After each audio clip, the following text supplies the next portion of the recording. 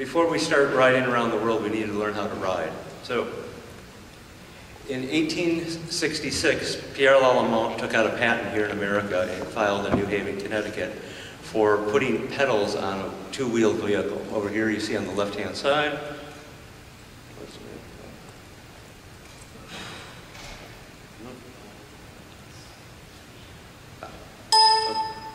Okay, here's the wooden wheels put with a metal bar across, and you see the magic pedals here. So it's for the first time man could pedal and support himself and ride. The velocipede period started here in America in 1868 and started in the winter. They were put into rinks, like roller skating rinks, so people jumped on these velocipedes and would ride around and around and around until the novelty wore off, primarily just renting the velocipedes, with the great anticipation that in the spring they could take these velocipedes out onto the road and ride in the streets. Unfortunately, America didn't have very many streets at that time, and anything that was paved, like the sidewalks or decent streets, were banned from vehicles like this. So this had a very short period here in America, only about 9 months. By the summer of 1869, the Transcontinental Railroad had been put in, and these became yesterday's news.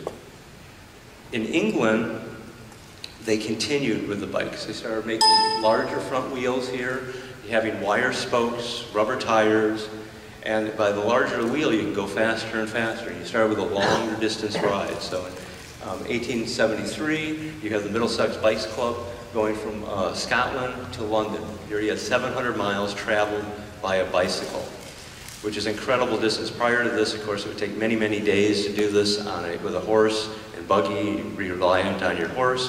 Or if you did it with a train, you would rely on a timetable. So here, for the first time, man could travel long distances, relying on nothing but himself and his trusty steed that requested only oil occasionally. Here in America, it wasn't until 1876 that the bicycle was reintroduced at the Centennial Exhibition in Philadelphia. There it was presented by several of the English manufacturers, and it became a hit. And they started being slowly imported in 77 and 78. Colonel Pope started manufacturing with the Weed Sewing Company. Here you see an early ad for the Columbia, advertising the long distances that it could be ridden, and the speed that it could be ridden, and all the accessories you could buy for your bike.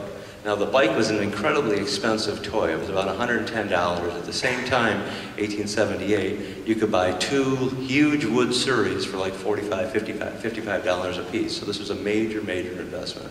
So this is pretty much for your upper middle class, upper class, primarily just men, because the high bike here, you really had no ability for ladies in skirts to be able to do any sort of riding. Pope was able to introduce the bike, not only just the bike itself, to try to sell this bike, but also introduce clubs, wrote books about it, magazines. He was a big, huge promoter. So he wasn't just selling bikes, he was selling America on bicycling, which is very important.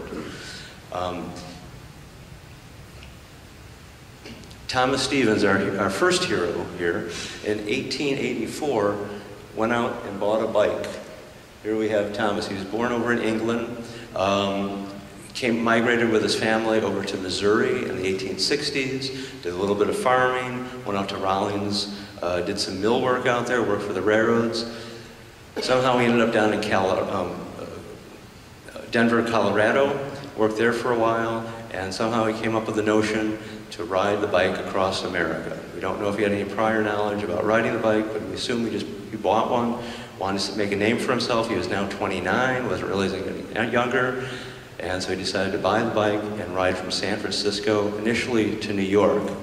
So he went out and purchased a Columbia Standard. This bike here, fairly heavy base model Columbia. And he went over he took the bike, he bought the bike in Colorado and Denver, took it with him to Oakland, and started in San Francisco in April, and started to ride. Here you see him attired kind of as he left, with boots and a floppy hat. Traveling across the country, here you see him leaving Oakland, the San Francisco area, and most of America had no roads, so he basically had to follow the railroad tracks across. That's the only roads America had, were the railroad tracks. So not only did he have to forge his own way, but he had to pretty much bump along the railroad tracks and, of course, be cautious of when the trains were coming. In the Sierras, he had to go through all the snow sheds because that was the only passages through that distance there. So he basically had to go through miles and miles of tunnels, carrying or walking his bike. Over here you can see how he fared for himself at night, basically camping out. He carried with a kind of a overall, kind of like a rain jacket that he'd drape over his bike, and that became his tent. As you can see, by the time he got to Chicago here, not all people were very impressed with his progress. It took him 72 days to get from San Francisco to Chicago. And of course you can see a wise writer here said an ox team could do the same amount of mileage in the same amount of time. So not all the people were impressed with him, but again, he was able to do it himself without feeding an ox team. Coming across the east, he traveled along the Erie Canal, and bikes at this point were still a bit of a novelty in between the cities. They were primarily urban dwellers that had the bikes. And here he upsetted a mule team that was dragging the set of barges along the Erie Canal.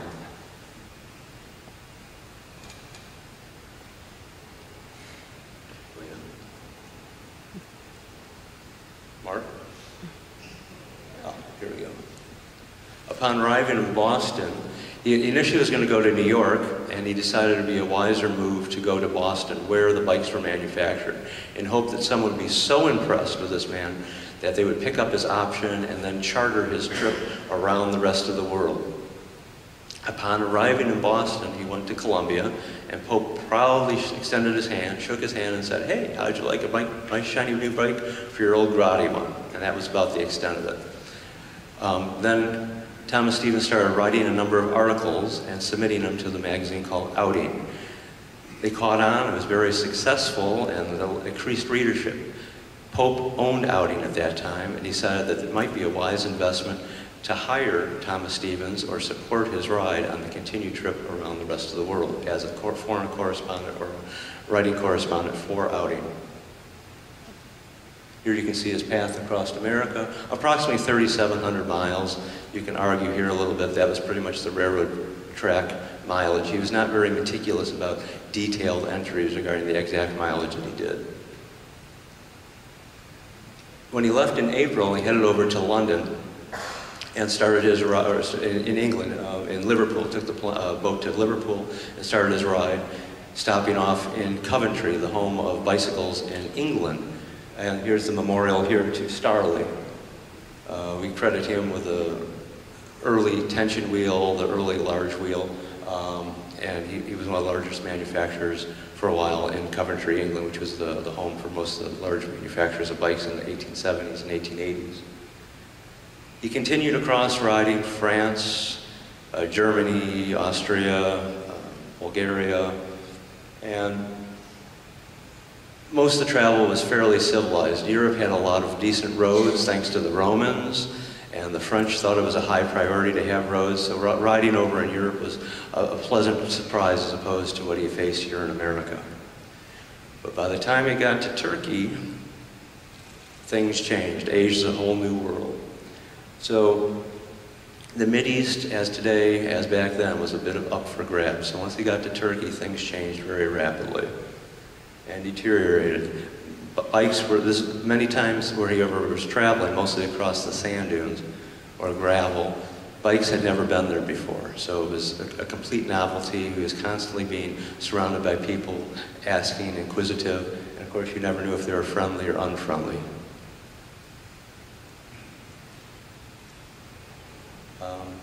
Here's some of the problems he had when he got to, originally he wanted to go across Russia and Turkmenistan. He was kind of led to believe that they would give him permission to cross, so he started riding that direction. And when he got to the border, the Russians said no. They had some confliction with the English at that time, and at the last minute they denied his passage. So with that, he started to travel south. And he had to travel across Afghanistan, which was not nice then, and it is not nice now. When he got into Afghanistan about 40 miles, and he was turned back. Now today, when we have people cross the border, we put them on helicopters and take them back to where they started from. Then he was 800 miles back from where they had to go. So they basically escorted him. He had to ride 800 miles backtracking. Here we have the Mideast. Thomas came from Turkey here, traveling down here. He wintered in Tehran, had a great time there, was treated like a king. Came over here to Turkmenistan and said no. So then he started heading south. Got about here in Afghanistan when he got arrested and kicked out. Now his goal was to get here to Karachi, India, the land of English rule and real roads. He was only about 800 miles away from his goal. May seem like a lot, but in reality, when he was arrested here, he was forced to ride 800 miles back here, take a boat, take a train, come back here, go through the Bosporus, come around through the Mediterranean, go through Egypt, go through the Red Sea, come around here, bottom of Saudi Arabia, and then take a boat back, a steamer over here to Karachi to continue his trip. So it was about over a 4,000 mile deviation that he had to do because he was not allowed passage across Afghanistan or Turkmenistan. India was far more civilized regarding its roads, but the teeming population, there are just so many people there, as is today. That was his objection when he was going across India. It was just very, very crowded. And as you can see, popular attraction back then was also the Taj Mahal. China was a whole new world. They had never seen a high bike. They were constantly questioning. It was a dirty country. He had no ability to speak Chinese at all. He was having nothing but difficulty in China.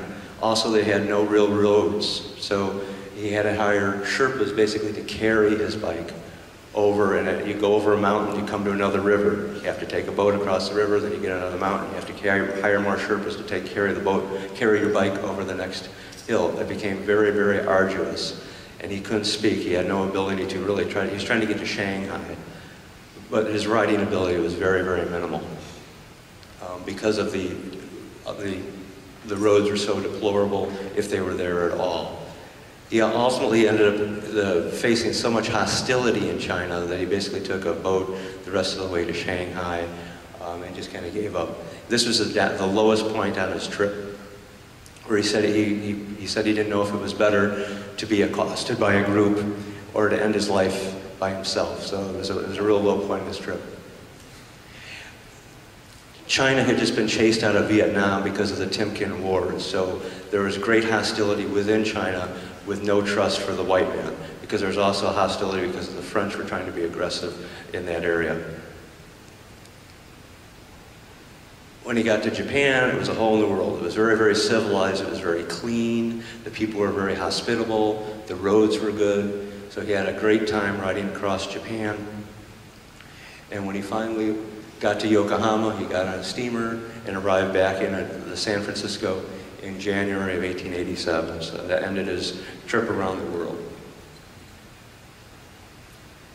3 years and about 13,500 miles, going many places that the bicycle had absolutely never been. In many cases, many of the white people had never been. So he was really, really an adventurer, unsagged. No one was waiting there for him at the end of the day. This is all on his own. He was constantly sending back articles whenever he could to Outing, and they were being published, so that there was a food chain that would come to him with packets with money so he could continue on his trip. But here you can see the route that he took. America looks fairly simple across there.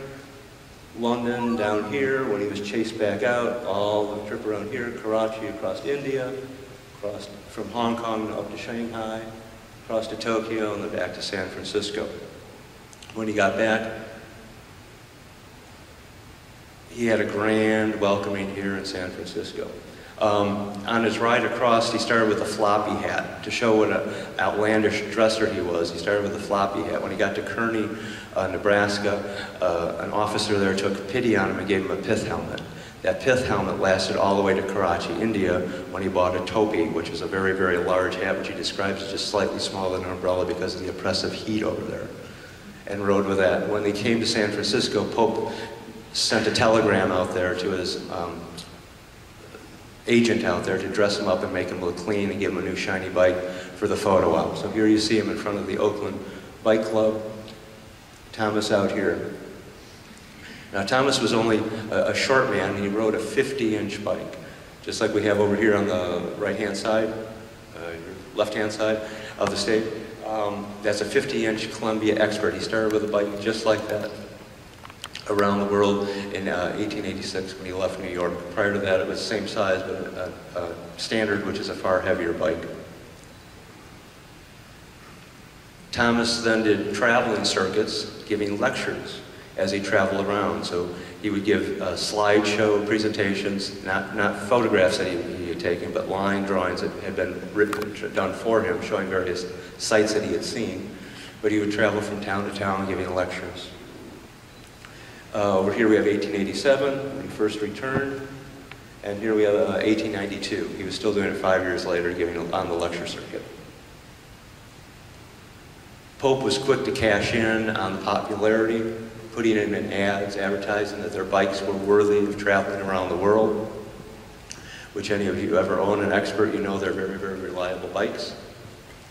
And for their agents, they came out with this representation of Thomas Stevens regarding for advertising, again, their bikes, how popular they were, how durable they were. Buy a bike and you could ride around the world. They also sold publications.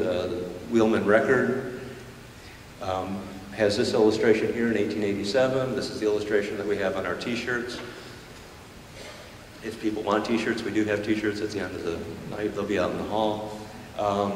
And agents put Thomas Stevens on their sales brochures, again, trying to tie in the success of the bike with Thomas and his stardom.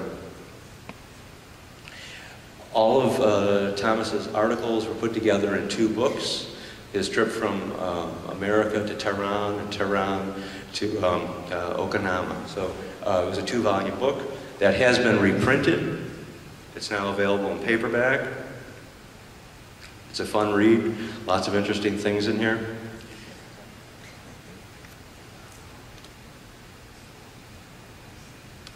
And after he rode across the country, there were a lot of folks that said, hey, I can do that too.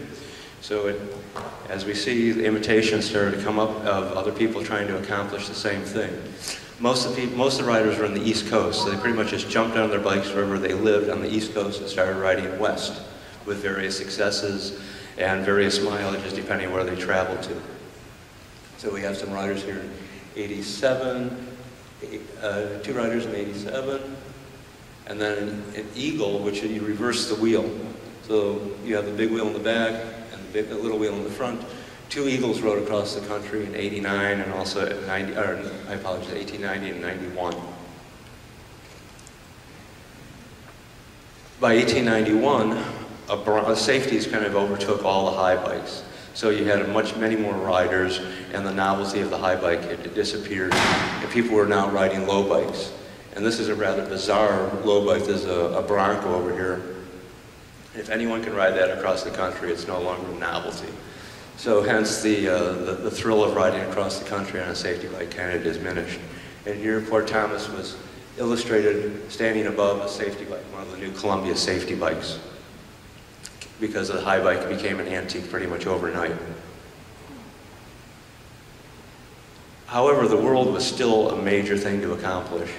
So in 1890 to 1893, 2 college graduates out of St. Louis decided to take safety bikes and ride around. So Allen and Salchabine took off and rode together, traveling around the world. And later wrote a book about it. And then in 1892, you have Frank Lenz, who decided to take off from the Pittsburgh area and travel around the world. Frank was very unique because on the back here, this little box, he was traveling light. That's his camera. So for the first time, we have a traveler around the world that was actually able to take photographs of the sights he was able to see with him.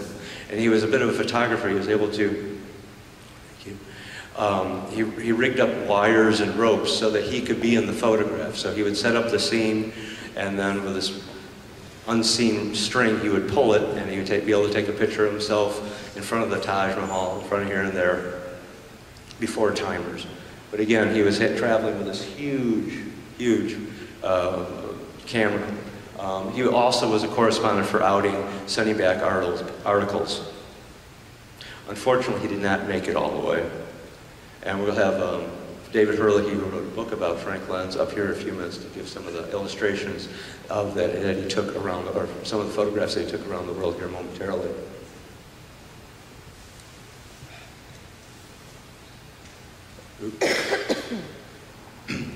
During the 1890s, the bicycle craze took off, and the safety bike became an everyday event for people. Sales rocketed up to about 2 million in sales in America here. The prices of the bike plummeted because of overproduction. So the bike became, from the very privileged, turned into a society thing to be seen. We started having bike paths. The rich and famous would dress up and go through Central Park, down Riverside Drive. But by 1898, the tide had turned. Bike prices started tumbling. It became an everyday man's workhorse. And the novelty of the bike died, and the bicycle industry pretty much collapsed on itself. Here we have in 1895 a couple, newly married couple left from Chicago, riding their bikes around the world. Also being correspondents to the Inner Ocean newspaper. By the time they get back from their trip around the world, the bike craze had ended. So they left with this big, huge hoopla, sent all these articles in. By the time they get back, bicycles were yesterday's news, so it's going to be much over. So that's pretty much the end of the world travelers for this segment. And now we'll have David Herlihy come up and talk a bit about Frank Lenz, please.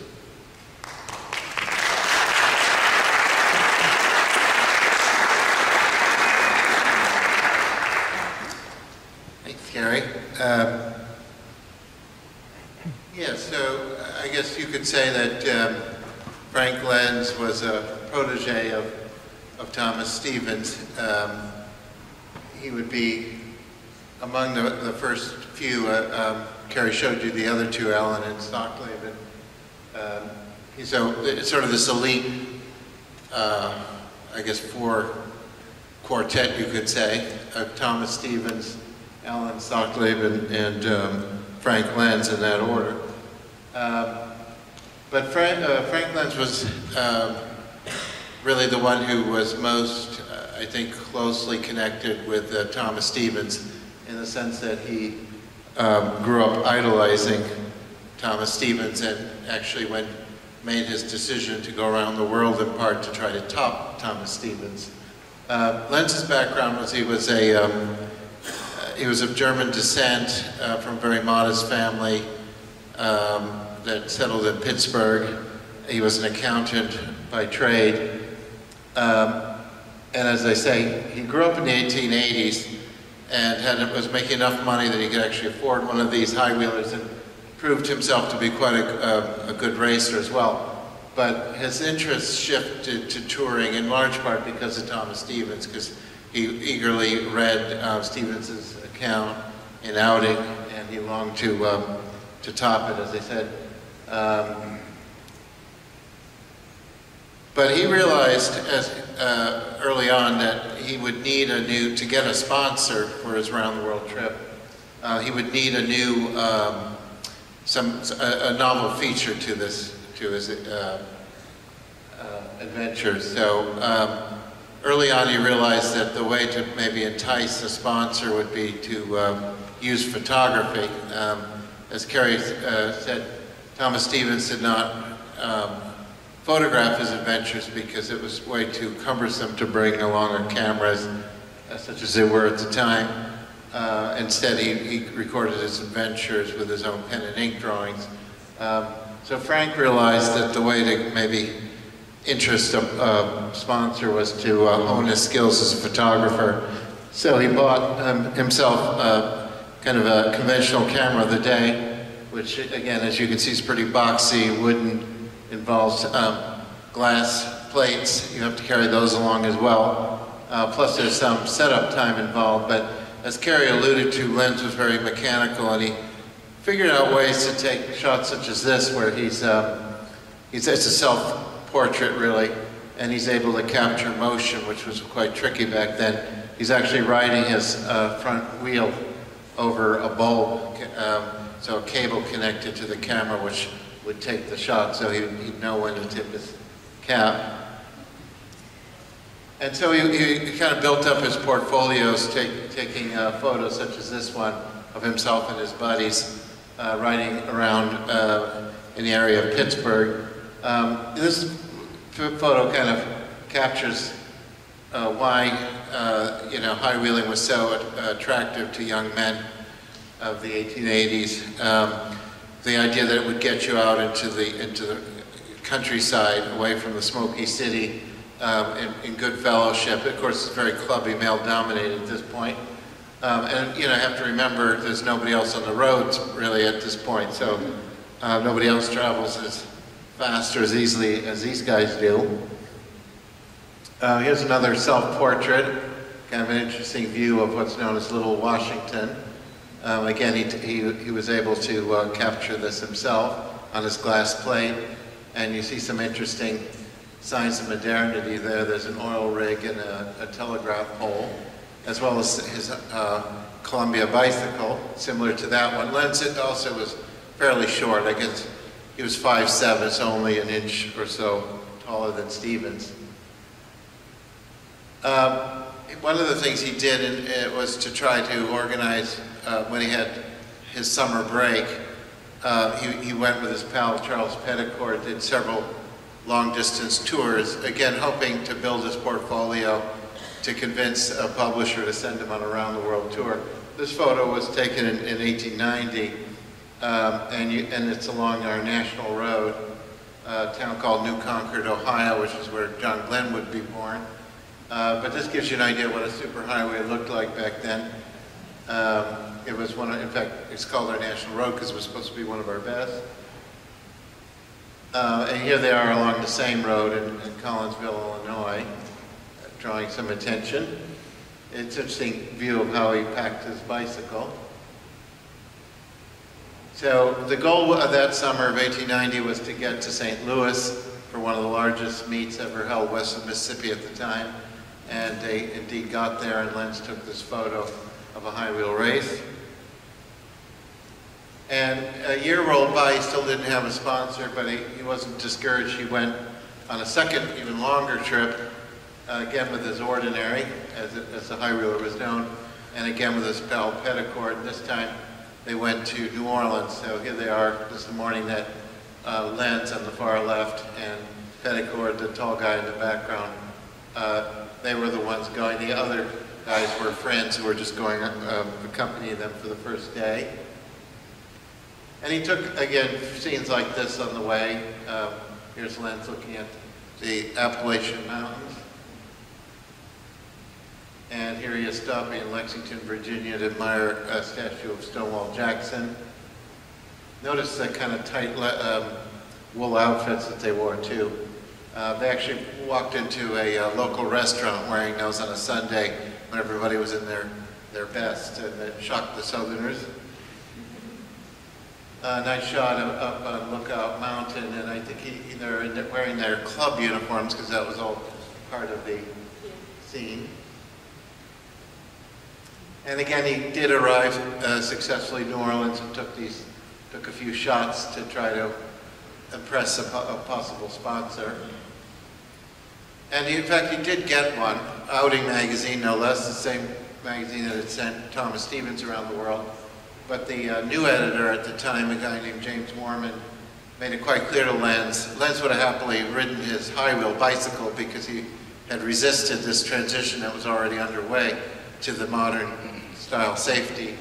But the editor made it clear that he wasn't interested in sending another fellow around the world on a high-wheeler, which was pretty much obsolete.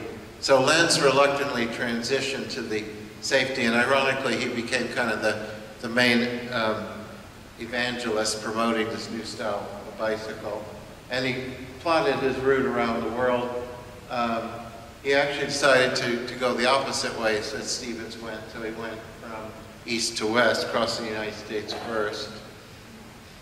Here he is being sent off by his pals at the Allegheny Cyclers in Pittsburgh. That's Lenz hoisted on the shoulders. His pal Petticourt's in back. He was supposed to go, but with him on the world trip, but backed out at the last moment. There's a Wisconsin connection to this story because when Lenz went to Washington to collect his passport, the publisher of Outing happened to be a good friend of Jeremiah Rusk, who was then our first Secretary of Agriculture, but he was also the former governor of Wisconsin. The publisher of Outing knew that Rusk was a good pal of James Blaine, our Secretary of State, so he figured, you know, if Lenz could get a private meeting with James Blaine, getting a passport should be pretty easy. And about a month later, after leaving D.C. and getting his grand send-off from New York City and stopping in Chicago for the 4th of July, 1892, Lenz began a ride across Wisconsin. And you can see the route here. He went right through Waukesha. And there's a few photos that have survived that Lenz took of himself in Wisconsin. They're unfortunately not in great shape right now. They're in the scrapbook, but this is a scene that's Lenz on the right, and he's with a fellow named William Amory, who was what they call the deaf mute. So Amory accompanied Lenz from Chicago. A bunch of wheelmen actually left Chicago with Lenz, and Amory was the only one left by the time Lenz got to Wisconsin. And they developed a very close friendship, actually. They would communicate by exchanging notes, and Lenz would wind up corresponding throughout his journey with Amory. That's another view, a heavily restored photo of Lenz in the woods somewhere in Wisconsin. And here's a photo of Lenz watching a train go by in Wisconsin. And there's actually kind of an amusing story he related in Outing magazine about how at one point he found himself on this train trestle and a locomotive suddenly appeared, and Lenz realized he didn't have time to beat a retreat. So he simply sat out on the edge of the ties and dangled his bicycle over and let the train go by within a foot or two of his back. This is a handwritten letter that, I mean, this is Lenz's actual handwriting, and it's quite beautiful. Nobody writes like that today. As I mentioned, he was an accountant. In those days, you had to learn good penmanship to be an accountant. And Lenz is writing, actually, it's kind of a touching letter. He's writing his step-uncle and telling him if he sees his mom to assure her everything would be okay. Of course, the mom was really, at this point, Lenz had lost his dad, and he was an only child, and so the mom, of course, was very much opposed to Frank, her son, making this dangerous journey. Just a few shots of Lenz abroad. Here's one of him in Japan, drawing a crowd. Here's a view of him by the roadside in China, carrying on a conversation somehow. Here he is crossing a very narrow bridge. I don't know if that's a toll collector. And you can see that, like Stevens, I mean, he actually did do some cycling in China, but he thought he was going to cross China, the interior, which everyone told him not to do because it was certainly known to be dangerous. There was, as Carey alluded to, a strong anti-foreigner feeling at the time. But Lenz did manage to get across China, but not in the 2 months that he thought it would take, but more like 6 months. And in fact, much of the journey he had to walk. Was also winter, which didn't help. So he would hire Sherpas, or as he called them, coolies, to help carry the bike. And when he did finally get to Burma, but it was monsoon season, so he had originally hoped to cycle all the way across Asia on the land, he had to adjust that a little bit and cheated by taking a ship to Calcutta from Rangoon, but nevertheless he racked up many more miles than Stevens had done in China, in Asia.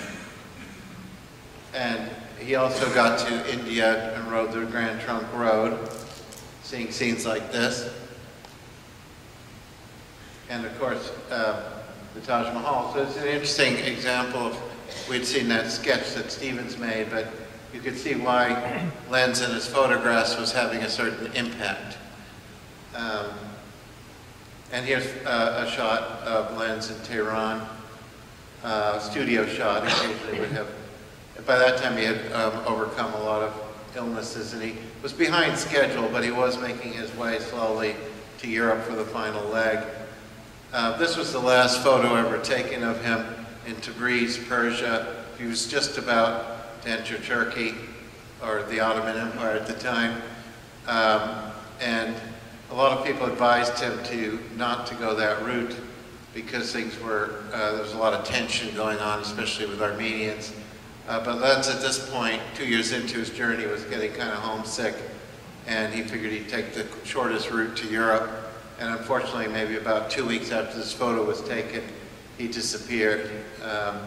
At this point, the last photo known of him was taken at the Crown Prince's palace, the future Shah, who took a liking to Lenz. And I think he even wrote, when he learned that Lenz had disappeared, wrote a letter of sympathy to Lenz's mom back in Pittsburgh.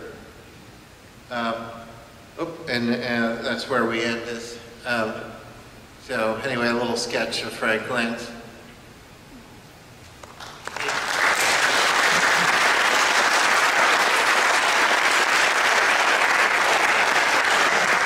Thank you very much, David. You did write the book about Frank Lenz, and the copies will be available out in the lobby afterwards. We'll do, after all these early travelers across the country, we'll go through a little bit of covering of the Wheelmen, our group that we're here today. So in 1967, a group of enthusiasts of antique bikes got together and formed the Wheelmen. And that's what we are today. Started with a small number of group in the Delaware area, and it started expanding, and now we're an international group around the world. In 1971, Ed Berry Jr. was the first person in the Wheelmen to ride across the country. Basically borrowed one of his father's antique bikes, went to San Francisco, and rode across the country in 48 days. As you see your picture, if you've ridden across the country, please come up here. So in 1984, the 100th anniversary of Thomas Stevens riding across the country, Jack Castor rode across the country in 44 days. We have Nolan Bay, Walter Branch, Sid Damstris, Paul Grimshaw, Rex Little, Ashley Monk, Keith Gariani, and Marty Potts. Marty Potts, you here? Come on down, Marty. Marty's with us tonight. He rode across in 1984 with a group celebrating the 100th anniversary of Thomas Stevens. And Jim Oglin in 1989 rode across. Jim, can you come up with us? Jim, please come up. And in 1991, Shadow came and rode across the country. Now both Jim and Shadow ran unsupported, so they were totally on their own, just like Thomas Stevens did.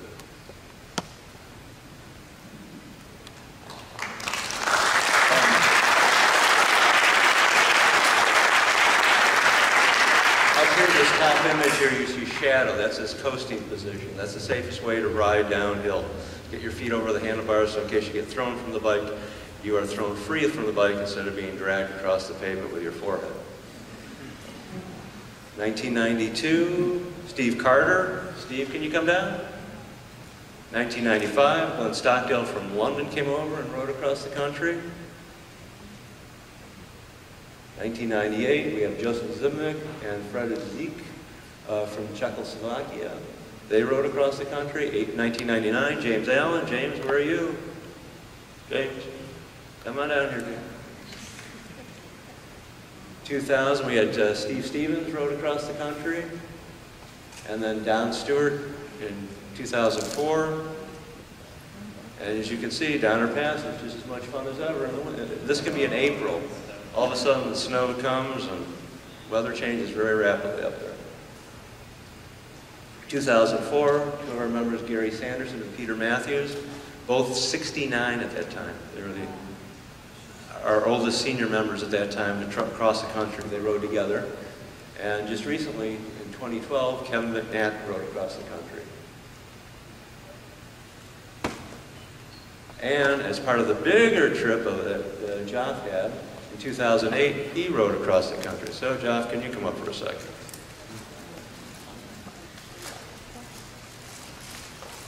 So, we have here for you of America.